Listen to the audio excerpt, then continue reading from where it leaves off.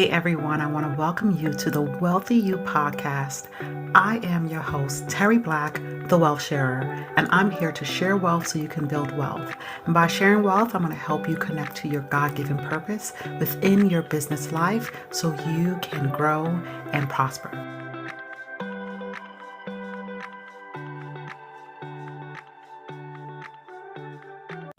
Hey, Wealth Sharers. Today we're bringing you another episode, which is to tell your money where to go. But before we jump in, yesterday I discovered how many people are listening to me all over the world, and I am ecstatic. I'm like, okay, let's get it around the world. I love that the Wealth Sharer community is expanding to new territories. I want to say thank you again to all of you who have connected.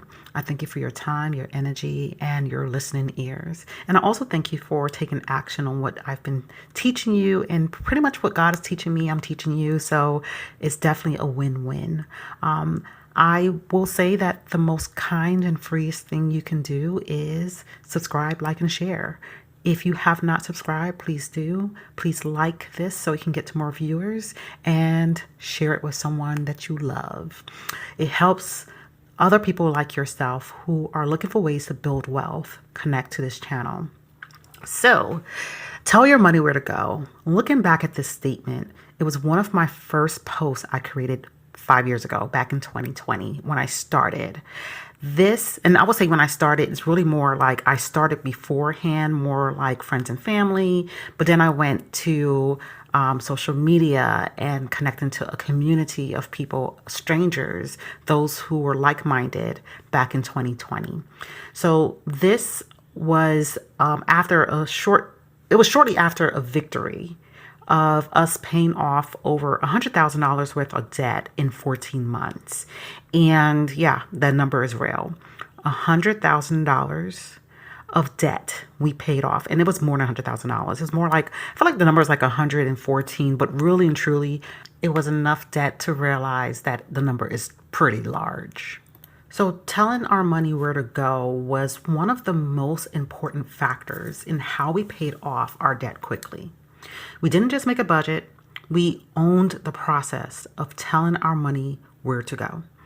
It was about taking back control. And that control, I'm going to elaborate on so you can understand what it's going to feel like for you when you do the same. When you are in debt, you feel like a slave. Like it or not, that is the word. A slave to debt means that someone will face consequences if they fail to not do something like pay back their debt. Like most things, quote unquote, owned, if you don't pay it back, then there are consequences for not following through on the payment plan. Now, I use quote unquote owned because technically, there are some items that we can purchase that if we don't pay it back, they can come and get it. Right? So we already know you can pay for a house. If you don't pay for your land taxes, they can take your house. If you don't pay for your car the way you're supposed to, they can come and repossess your car. So not everything that you purchase is outrightly yours, depending on if you pay for it cash. So that is what I mean when I say quote unquote owned. It is a difference between actually owning something outright versus having to pay back money on it. And sometimes people can get lost in thinking that they own something when they're actually still paying on it. So I just want to be clear on what that looks like. But if you don't pay it back, it's consequences, right? And this is not something that I understood when I got my first credit card at 19 years old. I had my first credit card, I believe it was at Stearns in New York City. And I was super excited because I'm like, oh my gosh, I got approved. Right? I didn't think they were going to approve me. Then I got a card at the Gap and Banana Republic. And then it kept on, Capital One. All of these places were giving me this card. And I had an income, but it's definitely not my income now. And I'm just like, why would they allow teenagers, or young adults to have credit cards? But nonetheless, I digress.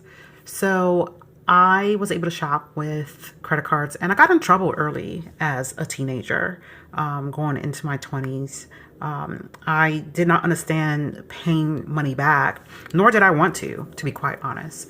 I probably was like most people who have credit cards that are reluctant to pay back their money pay back money to the credit card companies after they actually get to own and use the items. So I'll just say, if you have young adults or yourself, just be mindful that the items that you get based on that impulsive moments that we have, and we all subject to it, just have to learn how to control it, can lead to financial destruction. So just remember that from this day forward, and make sure you share that with someone. Share this with someone. So just remember that, there are fundamentals about owning a credit card that are not said out loud, because that's how that industry makes money. And a piece of plastic that brings a momentary peace can become long-term turmoil if you are over your head when it comes to just swiping. So getting out of debt was absolutely freeing. Paying off over $100,000 worth of debt was one of the best feelings. But when I tell you why it felt good, because we did not have to pay that money back, okay? Being out of debt was not only freeing, but it felt strange. It was like, oh my gosh, we actually have money. And you know what it was? There was no longer the repetitive behavior of having to go and into an account and pay someone. So it's just like, well, after years of having to pay someone back and not having to do that process anymore, it felt weird. It was like, what do I do? I have free time. I don't have to worry about paying bills and paying back credit cards. Oh my gosh, it was so freeing. And I want you to feel that way too. Okay. So it was strange to have so much money that was all under our control. We didn't have to pay it back to anyone. We got to keep our income. And that's when things changed for us. We had more than enough money to invest in the stock market. And what happened was, this was towards the end of 2019. And then we went into COVID having extra money because we weren't going to work. We didn't have to pay for gas. We lowered our insurance, policy because we wasn't driving, and we had a bukus of money. We was swimming in it. So it was really a freeing moment. Like, us getting out of debt could not have come at the most perfect time, which is super amazing. And like I said, I want the same for you. So I'm going to talk you through how to get to that space, so you can position yourself to turn your life around and not pay interest back to someone else, but be able to make interest on the money that you invest into the market, whether that is 401k, IRAs, stocks, options, whatever that looks like, where you are now earning compound interest and increasing your money more than ever. And what great joy is that, okay? To work and see and feel money and feel it in your account, like knowing it's there, seeing the dollars add up. It is an energetic feeling. Money is energy. Most ignore how energetic money is. If you don't believe it, think back to how your energy changes when you have or have not. How it changes your behavior and how you speak towards money when you have and have not. How you speak about your future, imprinting lack or abundance, failure, or being able to thrive because you have or don't have the coins that you want. Regardless of whatever side you're on, there's a feeling and emotions that go with it, which is an energy, a vibration, a feeling, an emotion. So let's connect to the energy of what it would feel like for you to tell your money where to go. First, we will start with the hows. How do you tell your money where to go? Let's start with your income. But first, this requires you to do a few things. Now, I want to say you have to make a commitment. Understand your whys. Why do you want to get out of debt? Why do you want to be financially free? These are the questions you have to ask, because if you don't understand your why and you're just doing it, there's no connection. You're going to just feel like you're just doing this task and there's nothing that's going to cause you to keep going. So you have to understand your why. Then I want you to get pen and paper handy. I want you to put this on pause, go and get your pen and paper, and do not be distracted. Do not allow your mind to tell you you'll do this later. That is the energy of doubt and opposition telling you to stay in debt. It is telling you that getting out of debt can wait. I want you to think about how many times this thought has caused you to hold back from setting up your money and telling it where to go and taking control of your future. Then I want you to think about how many times this thought has come and how many times you have a desire to see your paycheck. Okay, which one do you want more? After all of this, I want you to write down how much you make and list out your expenses. We are going to start with your fixed and variable expenses, such as your household necessities. That's your light, gas, water, pest control, trash, recycle, cable, streaming apps, etc. These are the easiest to manage because more than not, they are typically a set amount each month. I want you to go to your bank account and create separate accounts. For example, some banks allow multiple checking and saving accounts all under your name where you can manage them all in an app or on the same website, meaning you do not have to sign into several accounts. The accounts can be, now get a pen and paper, make sure you have your pen and paper handy so you can write these down, the different accounts, okay, that you can set up. Number one, an everyday account. This is where you're going to do your random swipes, which I pray not, that you have a budget and you're not just swiping things just to swipe it. But this is going to be where your, random swipes happen, okay? That's number one, everyday account. Two is going to be your household bills. This is the account you automate, your light, your gas, water, trash, cable, streaming apps, etc. I'm going to talk about automation in a little bit. Third is going to be your mortgage and rent. The fourth account, your car and home with home and maintenance. That's your HOA, your car repairs, pest control, if you have a cleaner that cleans your house. These are just examples. 5 will be your savings, making sure that you are saving in a high yield saving account. That might not be your everyday bank. It might be a separate account, but just make sure you have a savings. And lastly, and these are just examples, holiday and birthdays. This is an account where you're going to put money in and you're going to save a set amount each time you get paid so you could accumulate what you need by the time you need it. So for that birthday, that's coming, Christmas, whatever that looks like. So this is where a lot of people spend more money than they should due to not planning accordingly. God has revealed to me many times that these celebrations should not take us by surprise because they occur at the same time each year. How many people know what I'm talking about?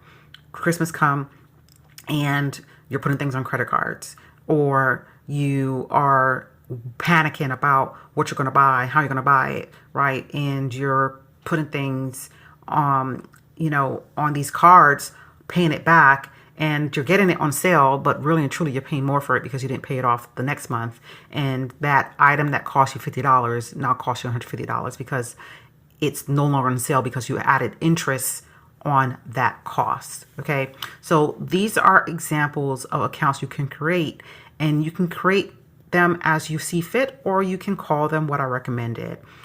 These are names I've used as well. Actually, I set up my multiple accounts back in 2019, if not 2018, and we still have those accounts today. So like I said, some banks allow for multiple checking and saving account. I will tell you that the everyday household and mortgage accounts that we have are our checking accounts, and then everything else is saving accounts. Okay, and we have multiple. I'll just add this as a tidbit because this is not even an ad or am I being sponsored by them, but Ally Bank, which is one of my favorite banks, they have a high yield savings account for people, if you don't know this, but they also have it in your savings where you can have different buckets. So you can save for different things in that one account and disperse the money and allocate it to those different categories, which I'm sure is on my website. I'm sure I've done, a segment on it at some point on what the saving account looks like. So look through my videos on YouTube and see if you find it. If not, send me an email and I will create content for it. So going back to the accounts, okay, so we're going to look at the second one I told you about, which is the household expenses. This is where I want you to split your payments, okay? So if you have a bill, which most bills have a due date once a month, typically on the same day of each month, you're going to set up auto pay to split the amounts going into those accounts. And if you get paid bi-weekly, you're going to split that payment into two. So if you get paid weekly, you'll just divide that bill into four, or you can do the bi-weekly, whatever works for you, right? So for example, if your gas bill is $100 a month, which I know my gas bill right now in the summer months are like $30-$40, and in winter months I don't ever really go past $200 because I have fixed rates, which I've been teaching about for 5 years now. So again, explore my content. When you split the money, that $100, it's going to be $50 every 2 weeks. If you're a weekly pay cycle, that's going to be $25 a week. Okay, so you can designate the auto bill each 2 weeks or bi-weekly cycles, which is on the 15th and the end of the month. And the system knows how to calculate the end of month for the months that don't end on the 30th to 31st. So it kind of varies, but the system knows how to do that automatically. Okay, so by doing these actions, you are freeing up more money each time you get paid. And one of the things that I want you to feel and experience is that you no longer have to worry. This process, this system that I gave you is helping you to remove the worry of paying your bill. Okay, you no longer have to say, oh, did I pay that bill? Oh man, my bill's coming up and I don't have enough money. What you're going to do is you're going to give a little bit more. So this is what helped me get out of debt, because there was just, again, the freeing process of not having to worry about my bills. But I also would get to a space where they would owe me money. So I would have credits. So by the time, let's just say, I guess gas is the best example. Okay. So let's just say my gas bill is $200. In the winter months, I might give $100 every 2 weeks. But then in spring, I will not change it. So now I'm getting a credit. So now in the spring and summer and the fall, my gas bill is around $50. Now I'm building up this safety net so I can turn it off at some point and have my bills just pull from that credit. So now I'm also freeing up money. I'm telling y'all what worked for me. And it feels so good to now turn off auto pay because I don't have to pay anything because I already paid into it. So again, I'm working in a space of positive credit. So now I have even more money because I can stop paying that bill. And it can work like that with your water and with your light bill. And, for me, our water bill is consistently around the same, more or less. Our light bill, again, pretty much around the same. So let's just say my light bill is $80 a month. I'm giving, $40 every 2 weeks. And at some point, because it's going up and down, I can create a positive balance. Now, if I want to create even more of a balance, because I know it's 80, I'll give 50. So I will be in this, again, positive space. And again, it's helping me feel good. So now I have positive energy towards my bills. I have positive thoughts towards my bills. I am creating this energy of abundance because I have these credits. It is mind-blowing how this can actually reshape how you see money and feel money by doing this system that I've given you. Okay. So I'm excited for you all to have financial freedom. Okay. So the energy you want to live in, you can create. Not having to worry about your bills being paid. This is what taking control and telling your money where to go looks like. It may sound simple, but I can guarantee you that it will feel much simpler when you're living in financial freedom. Okay. So be sure to check out more of my other podcasts, and don't forget to subscribe, like, and share. Follow me on social media and look out for more videos on YouTube and my other platforms. You guys be blessed. Love you. Bye. Hey everyone, I pray that you enjoyed this episode of the Wealthy You podcast. Again, I am your host, Terry Black. Be sure to connect with me on YouTube, Instagram, Facebook, TikTok, and stay tuned for more podcasts. If you would like to work together or be a guest on the show, you can send me an email at terry@thewellshare.com, or you can go on to my website, thewellshare.com.